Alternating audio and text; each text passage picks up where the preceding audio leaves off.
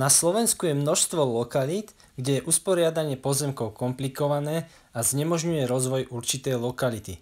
Napríklad je tam príliš veľa vlastníkov alebo pozemky majú zlý tvar a podobne.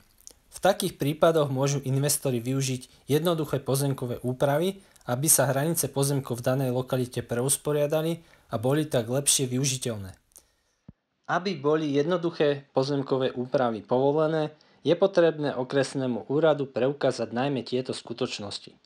Po prvé súlad s územným plánom, po druhé účelnosť jednoduchých pozemkových úprav, po tretie zabezpečenie financovania jednoduchých pozemkových úprav a po štvrté súhlas vlastníkov nadpolovičnej výmery pozemkov, ktorých sa jednoduché pozemkové úpravy budú týkať.